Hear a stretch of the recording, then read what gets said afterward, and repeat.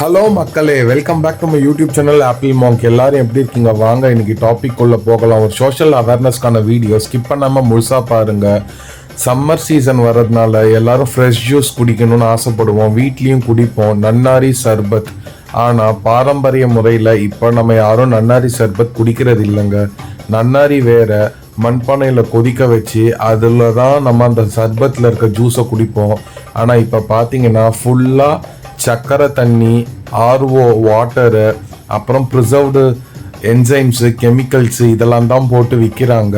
And பார்த்தீங்கன்னா உங்களுக்கு அந்த நன்னாரி வேறு டப்பாச்சட்டி கடையிலேயே கிடைக்கும்.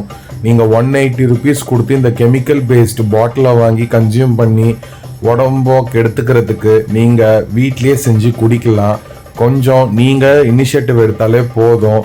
இதில் பார்த்தீங்கன்னா அவ்வளோ ப்ரிசர்வேட்டிவ்ஸு, கலர் ஏஜென்சி இது எல்லாமே இருக்குது. இந்த மாதிரி நீங்கள் கெமிக்கலை வாங்கி குடிக்கிறத முதல்ல அவாய்ட் பண்ணுங்க. மோர் ஆர் லெஸ் நம்ம தமிழ் பாரம்பரிய ட்ரிங்க்னு பார்த்தீங்கன்னா பானகம் தான். அதில் பார்த்தீங்கன்னா சுக்கு, ஏலக்காய், கருப்பட்டி வெல்லம், இல்லை பனை வெல்லம், எலுமிச்சை பழம், இல்லை நெல்லிக்காய் இதெல்லாம் போட்டு தண்ணி ஊற்றி ஊற வச்சு அதை தான் நம்ம குடிச்சிக்கிட்டு இருந்தோம். அது பித்தம், கபம் இது எல்லாத்தையுமே உடம்புலேருந்து நீக்கும். கேஸ் ப்ராப்ளம் எல்லாத்தையும் நீக்கும், ரிஃப்ரெஷ் ஆக்கும். பட் இந்த நன்னாரி சர்பத்தெல்லாம் செகண்டரி ஆப்ஷன் தான்.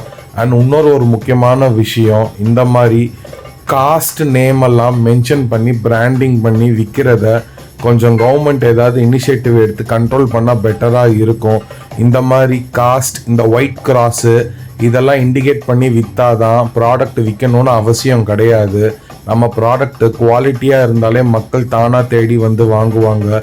இதுலேயும் பார்த்தீங்கன்னா வெறும் சக்கரை, ப்ரிசர்வேட்டிவ்ஸு, ரெகுலேட்டரி ஆசிட்ஸு இதெல்லாம் தான் போட்டு பண்ணுறாங்க. அதுக்கப்புறம் என்னத்துக்கு வந்து அந்த காஸ்டெல்லாம் மென்ஷன் பண்ணி ப்ராடக்டை விற்கணும்னு எனக்கு தெரியல. அப்போது ஒரு செட் ஆஃப் ஆடியன்ஸ் கன்சியூமர்ஸ்க்கு மட்டும்தான் நீங்கள் வந்து டார்கெட் பண்ணி விற்கிறீங்கன்னா தளபதி சொல்கிற மாதிரி தான், what is this is wrong bro, தப்பான விஷயம் பண்ணுறீங்க.